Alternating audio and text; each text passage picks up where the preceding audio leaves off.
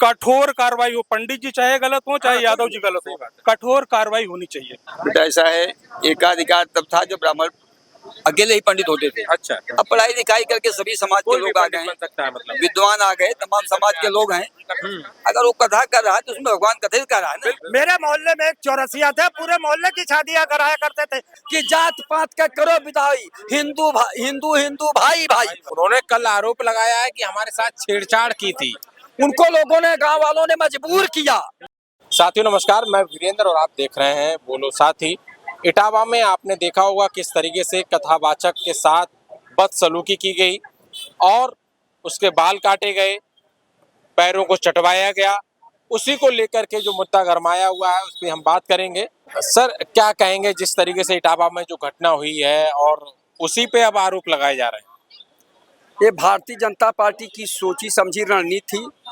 वो यादव जी जो है गए थे प्रवचन करने, कथावाचक थे, भागवत कहने गए थे और जो बुलाए थे वो तिवारी जी थे। तो वो लोग तो संतुष्ट थे, लेकिन कुछ उदंड गांव के बच्चे और कुछ लोग भारतीय जनता पार्टी के लोग ललकार के उन लोगों से कहा कि जाके बाहर इन लोगों को जो है पीटो और इनको जो है अपमानित करो। सबसे बड़ी बात है कि जो तिवारी जी बुलाने गए थे तो ये लोग फेमस थे ना प्रवचन करने में या भागवत कहने में। तो कोई भी व्यक्ति अच्छे व्यक्ति के पास ही जाता है। वो जानते थे कि यादव हैं, ऐसा नहीं है।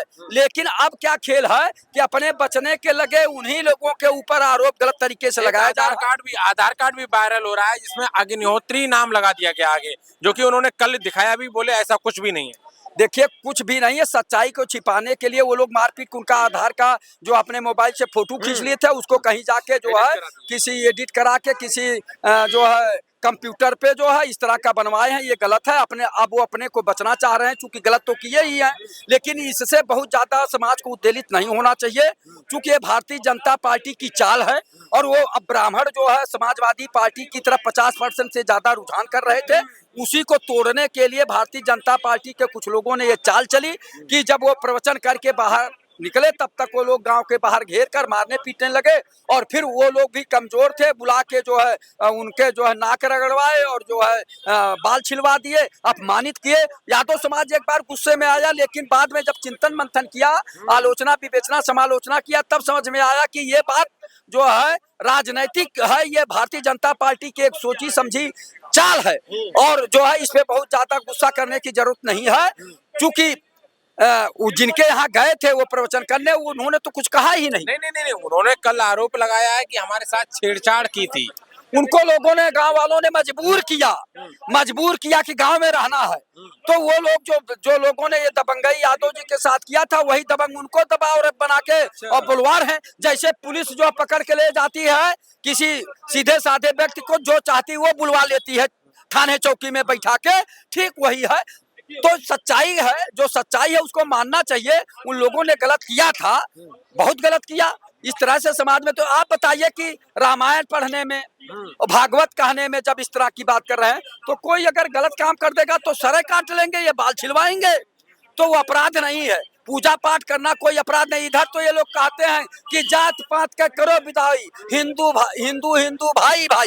तो क्या वो या तो हिंदू नहीं था, लेकिन ये जानबूझकर भारतीय जनता पार्टी के लोगों ने इस तरह का हरकत करवाए, जो बहुत ही बुरा है। भारतीय जनता पार्टी देशभक्ति वाली नहीं है, राष्ट्रभक्ति वाली नहीं है, ये कुर्सी भक्ति वाली है। कुर्सी के लिए कुछ भी भारतीय जनता पार्टी की लोग करा सकते हैं। एक बात यह है कि 48 घंटे बाद जिस महिला ने ये कहा कि मेरे साथ छेड़छाड़ की गई, उससे पहले उन कथावाचकों के साथ उनके बाल कटवाए गए, उनको पैरों से चटवाया गया। तो क्या मतलब ये सब संविधान वाले देश में कराना उचित है?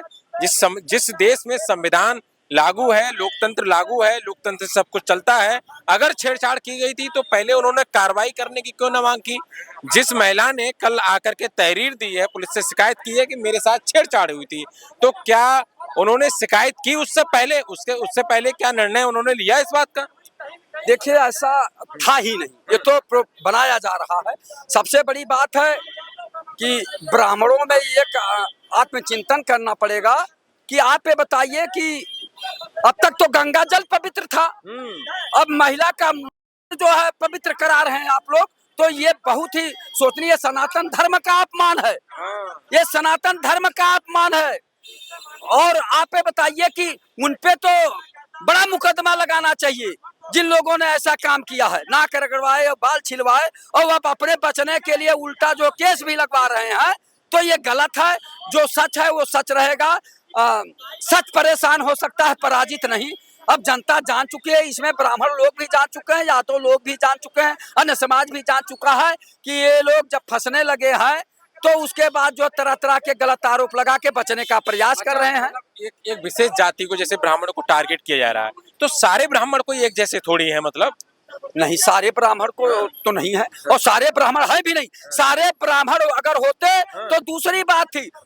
आप इटावा के ब्राह्मण, आप करोड़ों करोड़ यहाँ ब्राह्मण हैं, अन्य जातियां हैं, तो उसमें एक व्यक्ति या 4-6-10 लोगों ने गलती किया है तो उसको दंड मिलना चाहिए। लेकिन आपस में सामंजस्य बना के रहना चाहिए, शांति बना के रहना चाहिए। इससे उद्वेलित होने की जरूरत नहीं है। ये भारतीय जनता पार्टी के प्रायोजित जो है चाल है, इससे बचना चाहिए। मैं पत्रकार महोदय आपसे भी कहूंगा कि इसमें जो है शांति बरतने की जरूरत है। आप लोग भी अपील करिए जनता से कि शांति बनाए रखें, आपस में जो है सामंजस्य बनाए रखें। कुछ लोगों ने जो गलती किया उन्हें सजा मिलनी चाहिए। क्या कहेंगे इटावा की घटना पे? बिल्कुल शर्मसार घटना है। और अभी कहीं जगह से खबर आ रही है कि किसी पंडित ब्राह्मण को भी मारा गया है, वो पुजारी था, तो ये भी गलत है। और यादव को मारा गया, ये भी गलत है। मैं सवाल उस पर नहीं कर रहा हूँ, मगर मैं ये कह रहा हूँ, क्या ये एकाधिकार है पंडितों का कि अगर वो करेंगे शादियां, वो कराएंगे फेरे, वो कराएंगे तेरे ही, वो कराएंगे सब कुछ? अरे भाई, जिसे धर्म का ज्ञान है वो कोई भी कर सकता है। मेरे मोहल्ले में एक चौरसिया थे, पूरे मोहल्ले की शादियां कराया करते थे। तेरे भाई में पाठ पूजा, बच्चे के बर्थडे में पाठ। जब वो मरे मुझे पता चला, मैं तो उनको पंडित जी जानता था। जब मरे पता चला ये तो चौरसिया थे। तो ज्ञान किसी के लिए नहीं है। और फिर मैं पूछना चाहता हूँ पंडितों से, क्या ये तुम्हारा एकाधिकार है पंडिताईगिरी करना? तो फिर छोड़ दो, सरकारी नौकरियों में क्यों बैठे हुए? कहाँ नहीं बैठे हुए? सब नहीं कह रहे हैं, कुछ ही लोग थे वहाँ पर जो किए। वही तो चीज है ना, जो गेहूं के साथ घुन भी पिसती है साहब। बदनाम तो फिर पूरी कौम होती है। मारता है एक पंडित, एक रुके, एक पंडित मारता है मगर पूरी कौम बदनाम होती है। एक यादव मारता है, पूरा यादव समाज बदनाम होता है। ये है कि ऐसा नहीं होना चाहिए। बिल्कुल नहीं होना चाहिए। और जिसके पास जितना ज्ञान है उसे देश में बांटना चाहिए। ज्ञान बांटने की चीज है। अगर आपके पास कोई अच्छी चीज है, तो अगर आप पूजा पद्धति आती है और आप हर जगह पंडित उपलब्ध नहीं हो पाता, तो क्या जो यादव समाज है या चौरसिया समाज है या कोई और समाज है, उसे धर्म का ज्ञान है, तो क्या कभी इन्होंने बाबा रामदेव के बारे में या वो राम रहीम गुरमीत के बारे में या ये जितने रामपाल जैसे ये गुनहगार बैठे हुए हैं, क्या इनसे इनकी जातियां पूछी गई? क्या इनसे इनकी जातियां पूछी गई? एक से गुनहगार बैठे हुए हैं, मठ चला रहे हैं और धर्म का प्रवचन कर रहे हैं, और अंदर क्या कर रहे हैं? अय्याशियों के अड्डे बना रखे। क्या पूछा उनसे किसी ने क्या जाति है तुम्हारी? तो यादव जी के साथ जो हुआ, पंडित जी के साथ, वो गलत हुआ है, बहुत गलत हुआ। क्या कहेंगे कि मतलब जिस तरीके से महिला जो आरोप लगा रही है कि हमारे साथ छेड़छाड़ की गई थी, लेकिन वो महिला तब आरोप लगा रही है जब FIR हो गई, उन पर कार्रवाई हो गई, 3-4 लोग गिरफ्तार भी हो गए, उससे पहले वो क्यों नहीं आई कि छेड़छाड़ की गई थी? बेटा पहली बात तो जो यादव ब्राह्मण चल रहा है, मैं उसमें कुछ कहना चाहूँगा। मैं भी ब्राह्मण हूँ जी। ब्राह्मण समाज जोड़ने का काम करता है और हर समाज में अच्छे बुरे सभी लोग हैं। बिल्कुल, बिल्कुल। किसी समाज से 2-4 लोग गलत किए हैं तो कानून सभी को गलत नहीं कानून व्यवस्था के समाचार, उसको कानूनी कार्रवाई होना चाहिए, बिल्कुल, न कि जातियों में उत्तेजना फैलाना चाहिए। तो जो भी हुआ उसकी मैं निंदा करता हूँ। ऐसा नहीं होना चाहिए किसी भी समाज के साथ, न यादव के साथ, न ब्राह्मण के साथ, या कोई भी समाज का हो। समाज में ऐसा होना सामाजिक विग्रह फैलता है। बिल्कुल, बिल्कुल। इसलिए मैं तो सबसे अपील करता हूँ, पत्रकारों से भी, समाज सेवकों से भी, कि इस घटनाएं को रोकी जाए। बिल्कुल। और ये कानून व्यवस्था का विषय है। अगर अच्छा, लोग ऐसा कह रहे थे कि कथावाचक सिर्फ ब्राह्मणों का एकाधिकार है। बेटा ऐसा है, एकाधिकार तब था जब ब्राह्मण अकेले ही पंडित होते थे। अच्छा, अब पढ़ाई लिखाई करके सभी समाज के लोग आ गए हैं, मतलब विद्वान आ गए, तमाम समाज के लोग हैं। अगर वो कथा कर रहा है तो उसमें भगवान कथित कर रहा है ना। बिल्कुल। भाई हमारे गीता में कहीं जात पात नहीं किया गया है। नहीं, बिल्कुल। भगवान ने कहा है कि सभी में मैं ही हूँ, पूरे मानुष समाज में मैं ही हूँ, इसलिए उसमें कोई बुराई नहीं है। हर आदमी अपना कथा है, भगवान सबके हैं। कोई भी समाज के व्यक्ति हो कथा कर सकता है। कोई ब्राह्मण कभी विरोध भी नहीं किया है, बिल्कुल नहीं, किसी भी करके। इसलिए जो जातिवादिता फैलाई जा रही है ये गलत है। यादव अच्छा, ब्राह्मण के क्या बीच कहेंगे जो जिस तरीके से मतलब अपमानित किया गया, बाल कटवाए गए, पैरों को चटवाया गया, मतलब ये क्या है? बेटा ये किसी सोची समझी एक रणनीति है, एक चाल है। अच्छा। उनके ऊपर कार्रवाई होनी चाहिए। जो भी ऐसा किया है वो गलत किया है, उसके ऊपर कार्रवाई होना चाहिए। ये कानून व्यवस्था का विषय है। बिल्कुल बिल्कुल जो लोग करवाए हैं उस समाज को तोड़ने का काम करे, उनके ऊपर देशद्रोह मुकदमा दर्ज होना चाहिए। बिल्कुल। जिससे दोबारा समाज में वैमनस्यता हाँ फैल रही है। वैमनस्यता न फैले, क्योंकि आज इस समय जो वर्तमान समय चल रहा है ना, सामाजिक ताना बाना हमारा बिगड़ता जा रहा है। बिल्कुल पूरे विश्व में हमारा नाम था बिल्कुल सही बात है। कि लोग भारत में कैसे हैं, सभी जात के लोग रहते हैं। संस्कृति से नाम से। आज हमारी संस्कृति बिगड़ गई है।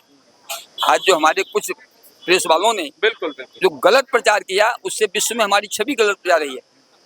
आज जो हिंदू मुस्लिम यादव ब्राह्मण जो जातिवाद मुद्दा उठाया गया है, यह देश हित में नहीं है। चलिए और जिस देश में ही बेटा कट्टरता हो, वो देश बर्बाद हुआ, चाहे पाकिस्तान हो चाहे लंका हो। लेकिन पत्रकार महोदय, मैं 50 गिना सकता हूँ अदर जात के हाँ, हैं, बिल्कुल। यहाँ तक कि सांसद मैं उसकी बनाए बात गए नहीं कर हैं। रहा हूँ। मैं उसकी बात सांसद बनाए गए हैं, उनका भी नाम बता दूं। देखिए इसमें बात क्या नहीं, थी। सांसद वो तो लोकतंत्र है, तो लोकतंत्र में कोई भी बन सकता है। देखिए, कोई भी फैक्ट लोकतंत्र चेक सुनिए, सुन लीजिए, लोकतंत्र से देश चलता है। लोकतंत्र में कोई भी एक नीचे तबके का व्यक्ति सांसद बन सकता है, विधायक बन सकता है, कुछ भी बन सकता है, अधिकारी बन सकता है, आईएएस बन सकता है, आईपीएस बन सकता है। और कहीं भी ये नहीं लिखा है कि कथावाचक कोई एक ही जाति का बनेगा। डॉक्टर विजय यादव जी कथावाचक हाँ, हैं, बरेली के हैं। और अभी उनकी तिवारी जी कथा कराए थे, उसमें उनका सम्मान किया गया, इतना फूलों से लादा गया कि पूछे मत।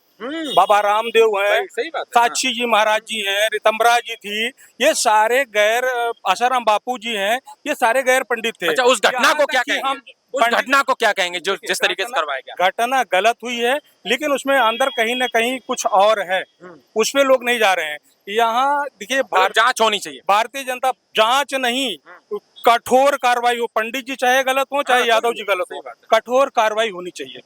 बिल्कुल, चलिए ठीक और है। किसी भी नेता को करने के लिए दिया गया। किसी भी नेता को ये चाहिए कि जाति के पीछे ना भागे। बिल्कुल नहीं, बिल्कुल। ना तुम योगी जी जाति विशेष से नेता बन सकते हैं, ना अखिलेश जी खाली यादव लेकर के नेता बन सकते हैं।